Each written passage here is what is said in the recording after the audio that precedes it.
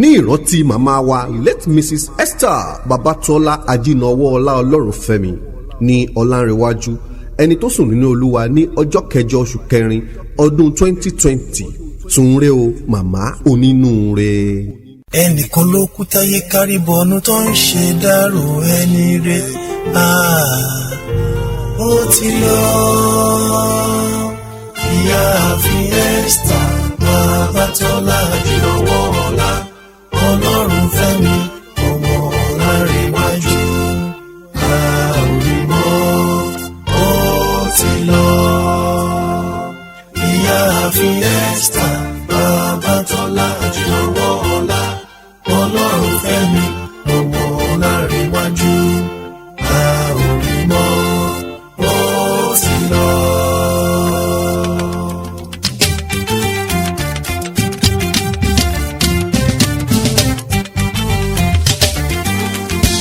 Jẹ́ rere ló mọ̀ ṣe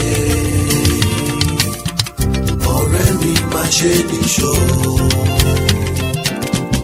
ó jẹ́ ibi ló mọ̀ ṣe ọ̀rẹ́ mi má ṣe níṣó kò sóhun tá a ṣe tá ò ní gbèrè ohun tó bá ní ló máa ká kò sóhun tá a ṣe tá ò ní bèrè ohun tó bá gbé ló máa gbà. Ìwà tí màmá wù sílẹ̀ lọ́mọdé ń wí. Rere tí màmá ṣe sílẹ̀ lágbà ń ròyìn. Ìwà tí màmá wù sílẹ̀ lọ́mọdé ń wí. Rere tí màmá ṣe sílẹ̀ lágbà ń ròyìn. Kí la ó sọ nípa tìrẹ ọlọ́jọ́ bá dé? Kí la ó sọ nípa tìrẹ ará ẹ ronú? Kí la ó sọ nípa tìrẹ ọlọ́jọ́ bá dé? Kí la ó sọ nípa tìrẹ ará ẹ ronú?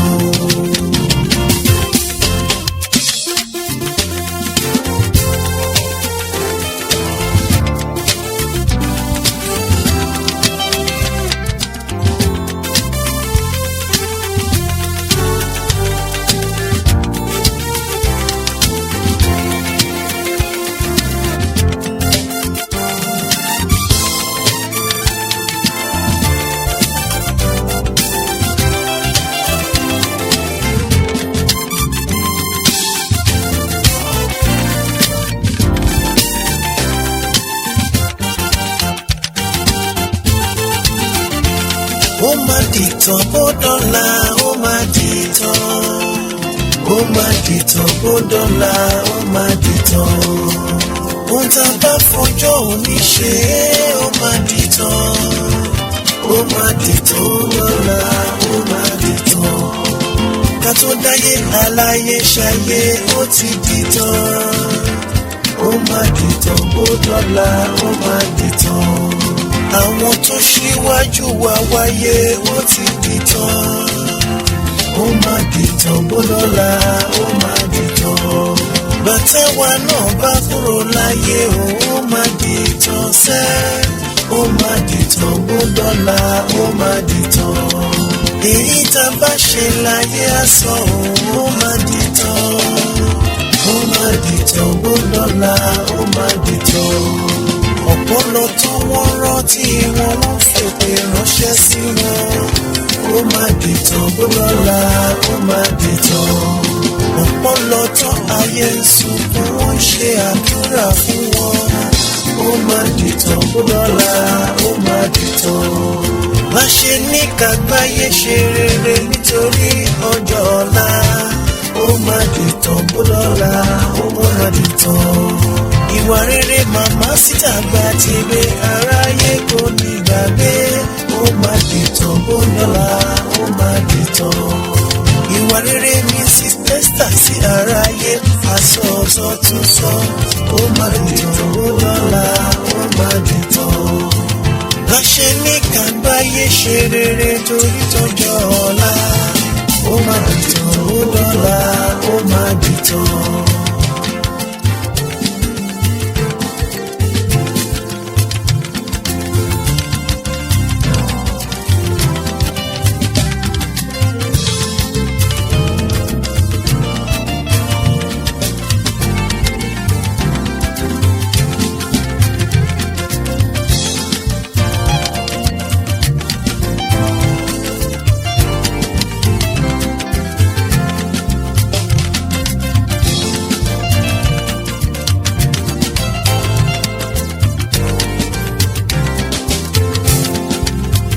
Ẹni bá jẹ ní béèyàn bá ń jìyàn ìpàdé tún dojú àlá. Ó dọ̀rùn àjàntẹ̀rẹ̀. Ó dọ̀rùn àjàntẹ̀rẹ̀ náà. Màmá ronú rẹ̀ gbogbo ayé ṣe dárò rẹ̀. Ó dọ̀rùn àjàntẹ̀rẹ̀. Ó dọ̀rùn àjàntẹ̀rẹ̀ náà. Mama Adébóyèga, Mama Adébísí, màmá onínúure, ó dọ̀rùn àjàntẹ̀rẹ̀. Ó dọ̀rùn àjàntẹ̀rẹ̀ náà. Mama Oyèbọ́lá, Mama Adétòkunbọ̀, ó darí iná kó o dojú rà lá. Ó dọ̀rùn àjàntẹ̀rẹ̀.